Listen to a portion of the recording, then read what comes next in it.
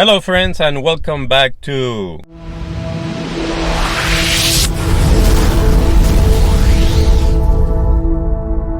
If it is your first time visiting, I hope that you subscribe here, but like, and turn on notifications and make a comment. You know the drill. I'm on my way to Tesla of Stereo, and now I'm going to be taking a closer look at the Model X.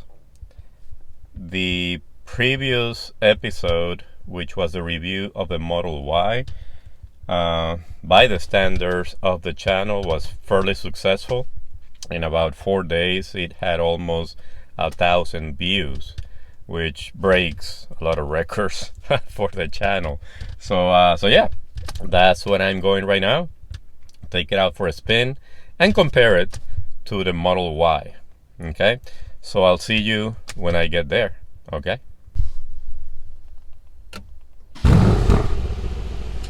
You can never get tired of that sound. Okay, so we have arrived at Tesla of Esther. Okay, so I'm inside the Model X, obviously Tesla. Take a look around. I'll do a closer look later.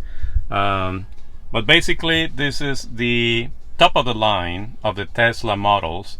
As you know, you have the Model S, the Model 3, the Model X, and the Model Y. That's Elon Musk's sense of humor, I guess.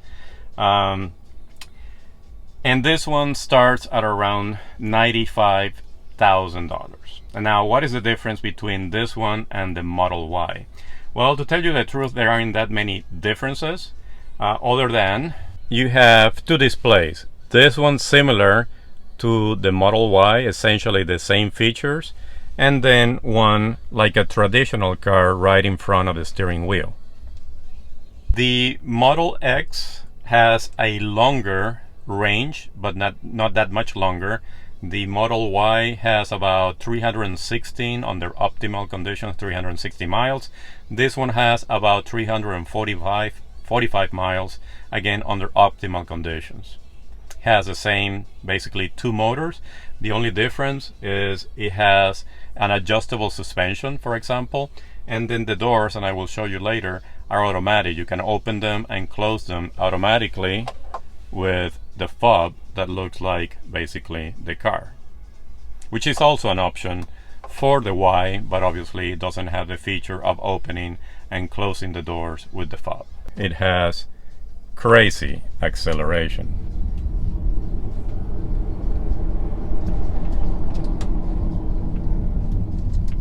But it leans a little bit to the right or to the left. So a 360 around the Model X, and this one obviously has some of the upgrades, such as the black wheels. It is a different color. It's a red one. The standard is white. It also has the upgraded interior, which is in this case beige. The regular one is black, and I'm here at one of the superchargers. This one is also located in Estero at the Gulf Coast Town Center. So we're gonna recharge the X for about 20 minutes or so. So you simply touch this and it opens the charging port, and then take the charger and hopefully it'll reach. It did. So now it is charging, as you can see. They should make this a little bit longer though. Another difference between the Y and the X, you have a third row of seats for 2 people. So this is basically a 7-people car.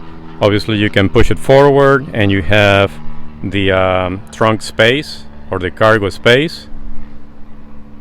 See, the trunk lid is also automatic and it will close.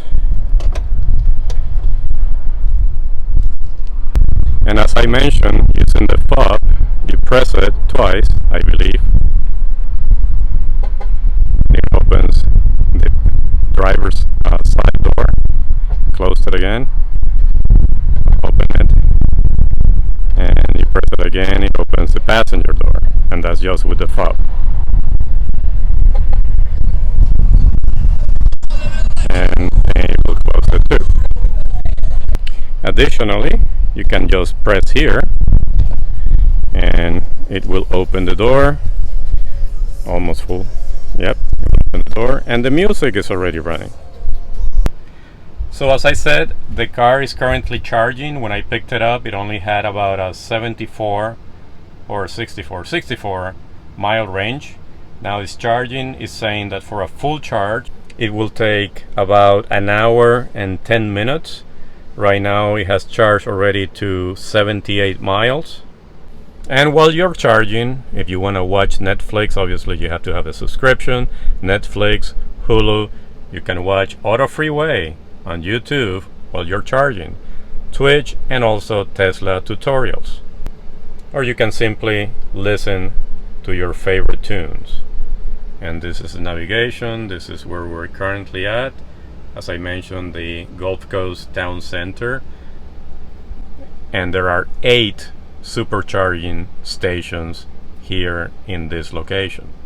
As I mentioned also, the car essentially has the same options in the main display. There are a couple of differences in the driving. You have, as opposed to the Y, you also have the Ludicrous and the Ludicrous Plus performance acceleration, but pretty much everything else is fairly similar to the Y. In the autopilot is very similar again. It will keep track of traffic lights and stop signs and accelerate or brake accordingly, and it will change lanes as you basically signal that you're gonna change lanes. The car will change the lanes for you. This one I don't believe has the fully automatic navigation, but it does have the summon, which is, again, you can park it somewhere and then call for the car to pick you up. Everything else is fairly much standard or similar, I said, to the Model Y. One big difference, they call them the Falcon doors. Those are the rear doors, and you can set them out to automatic or just to open low, and let me show you basically how they look. So similar to the front door, you basically press the hidden handle and the door will open, and you can open even further by pressing it again. So that's a fully open Falcon door, which to me is more of a novelty than something that is practical. You have basically a lot of room in the back seat.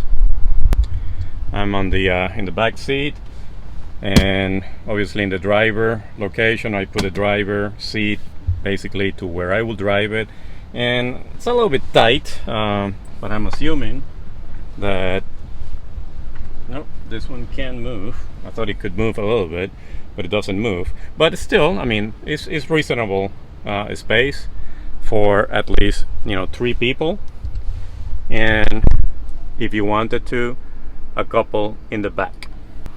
Obviously, due to the Falcon doors, it doesn't have the panoramic roof that goes all the way from the front to the back compared to the Model Y. And of course you can open or close the Falcon wings from here, from the back seat, but also from the outside. It has this little button, so you press it and the Falcon wing will close.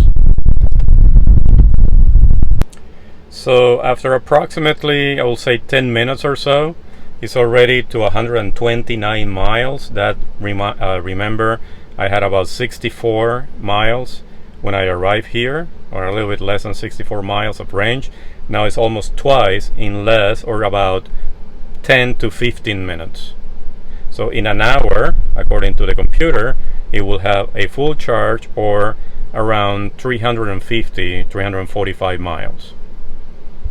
Another difference in comparison to the Y is that, yes, the interior is a little bit nicer. The seats are a little bit nicer.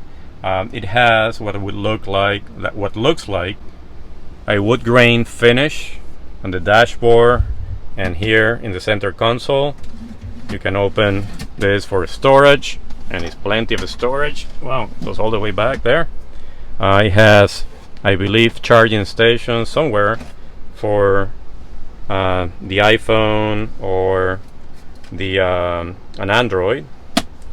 Two cup holders here, and in the bag right here, two more.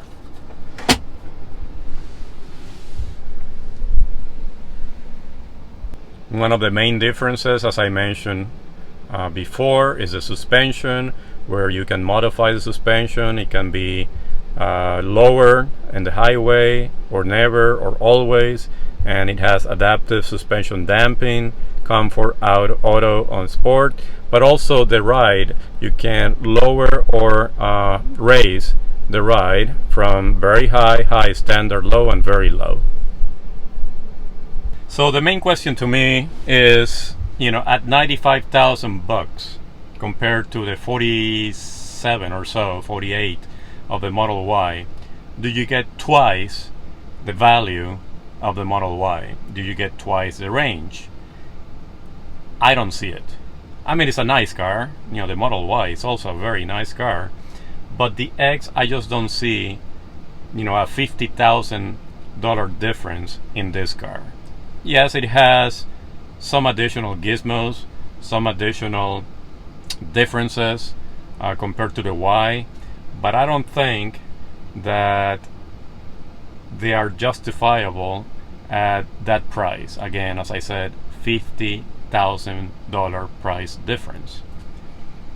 So what is my verdict? Well, I like actually the Model Y better than this one. They are comparable rides. Yes, you cannot modify the suspension on the Y, you can modify the suspension on this one, but it has very similar acceleration. The range is not twice the range here on the X. It's only about 45 to 50 miles more. It charges in about the same time, and other than that, and the additional display in the center, I don't see honestly the $50,000, the additional $50,000. You get basically the same options in terms of upgrades: the interior, the wheels, the color, and the fully automatic navigation or autopilot. But that's it. So I don't know. Yes, a little bit bigger space, but the Model Y, I think in 2021, is also coming with the option of a third row. So if you have a large family, maybe that's even more convenient. But other than that, I just don't see it. It's a nice car, definitely. So we are now at 165 mile range, 166, and that's it for me. I'm gonna take it back to the showroom. One thing is true: electric vehicles are basically the wave of the future. I think that within the next 30 years, we're gonna have more than 90% of electric vehicles on the road, with fossil fuel vehicles basically disappearing within the next 30 years, if we don't destroy the planet before that. But that's, electric vehicles are basically the way to go, along with hydrogen fuel vehicles, which are being tested right now in California.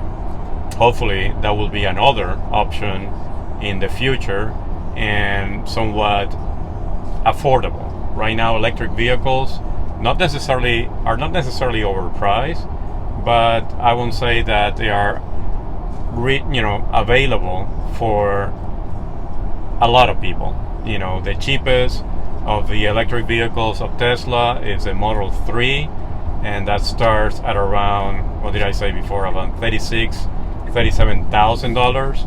That doesn't make it a cheap car or a very affordable car. And then you go, from the Model 3 to the Model Y at around 48,000. The Model S at around 75,000 to start with, and finally this one, the Model X, starting at 95,000 bucks. and that's with no options whatsoever. Add to that delivery, tax, taxes, and you're probably in the neighborhood of, $100,000 or north of $100,000. So definitely not a very affordable car. Yes, other companies are coming up with the competition, basically other electric cars, such as Ford with the Mach-E, the Mustang, which is a very nice looking car. And then you have, Fisker, I think is trying to come back. You have Polestar, which is not also a very affordable car. I think they start at $65,000. And you have the Chevy Bolt. That one is relatively affordable. I think it starts in the mid to high 20s to low 30s. Similar basically to the Model 3. But yes, this is the wave of the future, electric vehicles. I'm in love with electric vehicles. I like the Teslas.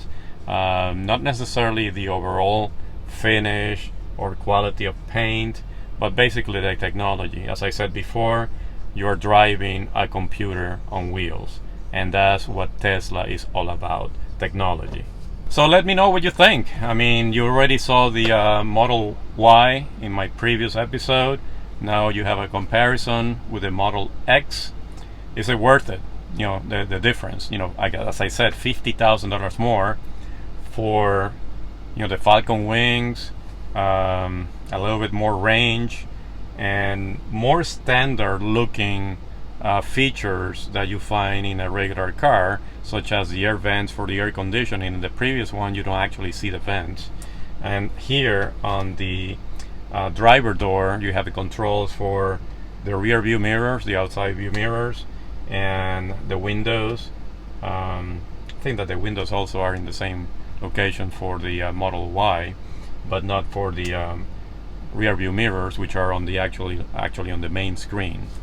Okay, so let me know what you think, and which one of the two, money notwithstanding, but which one of the two would you prefer, the Model Y or the Model X?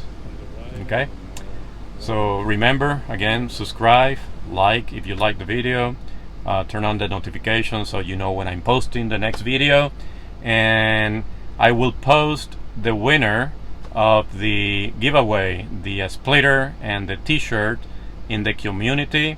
I need to start putting all the names that submitted comments and select one at random. So I will notify everyone of the winner, and I will try to send a message also to the winner himself or herself. So until that time, or until the next time, until the next video, take care, peace.